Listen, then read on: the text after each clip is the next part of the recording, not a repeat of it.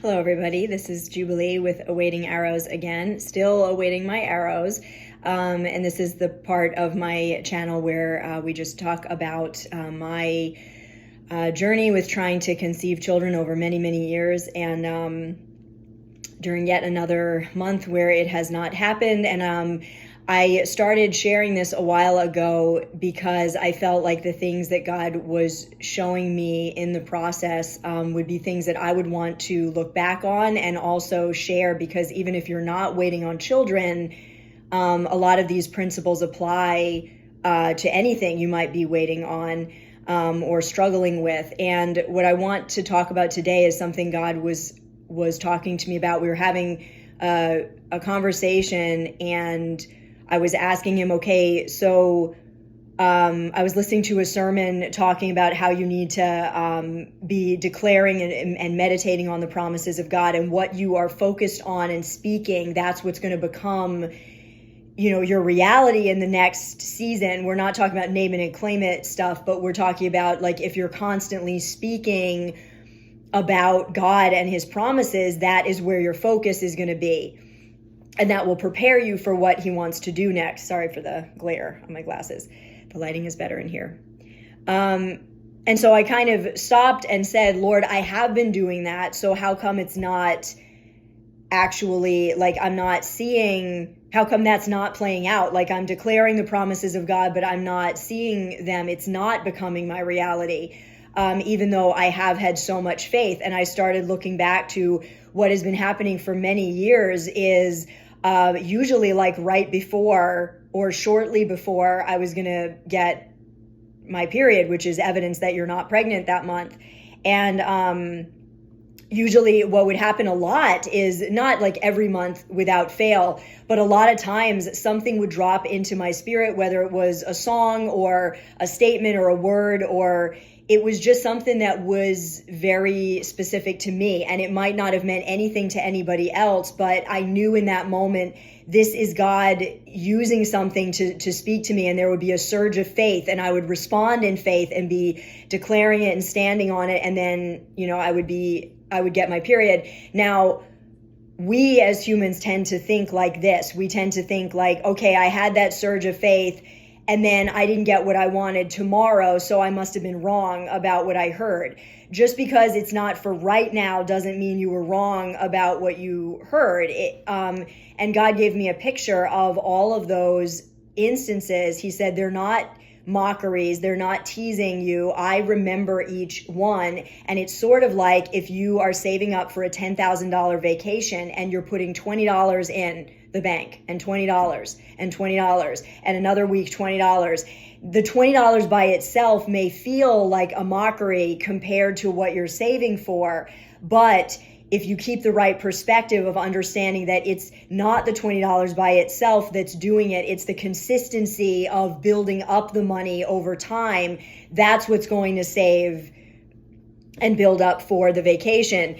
And God said, that's how I want you to think about all of these times. They're not like just, they're not teasing you. They're building you up in faith. And then I said, okay, so why would you, knowing how I'm going to take it, knowing that if I get a surge of faith right before I might be pregnant and then I'm not, like, why do you always do it like right before? And then I'm disappointed, and how I'm going to take it. That I'm going to feel like, well, maybe this word is for right now. Maybe it's time. And he said, he gave me another picture of, like, I grew up going on lots of road trips to New York and Florida to see my grandparents.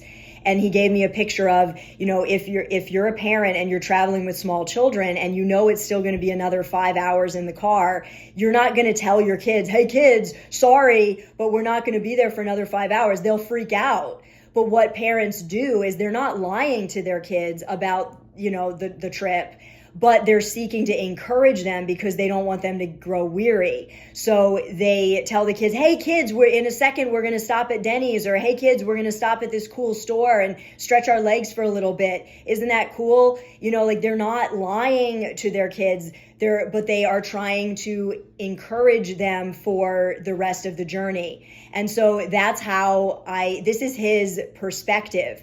And that is how he wants you and me, to think about the promises and encouragements that he's speaking into your life. You're not getting it wrong. He's not lying to you. He's not teasing you. You're allowed to be honest about how long it's taking to save up for the vacation, or how long it's taking to get to your destination. You're allowed to admit, Lord, I know that all of this is building up towards something, but it's just taking so long. And while everyone else around me is going on vacations, I still don't know when I'm going to have the money to do it myself, metaphorically speaking. And so there's nothing wrong with admitting that to him, but don't let it fall into the category of believing that because it feels that way, that must mean I'm wrong about the whole thing, or he's wrong about the whole thing.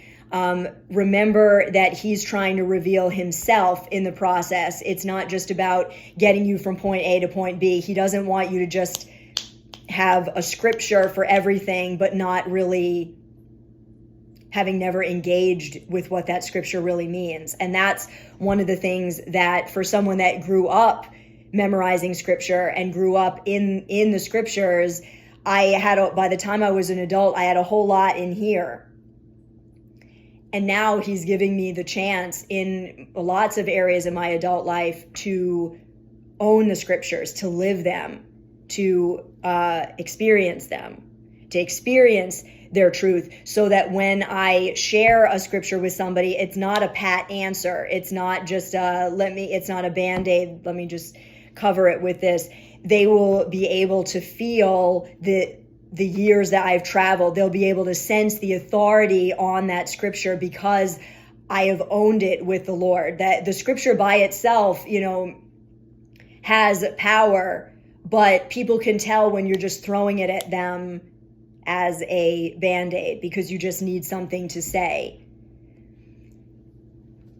So remember that in your situation, God is revealing himself. Ask him how he's building up your faith, how he's revealing himself, and keep asking him for fresh perspective. As the seasons continue, you're going to need fresh perspective. Don't think that he gives you one word and that's it for the rest of your life. You're going to need more layers of it are going to unfold, and you're going to need more insight from him. So don't let yourself live on assumptions. Take all of those questions to him because he wants to continue to reveal himself.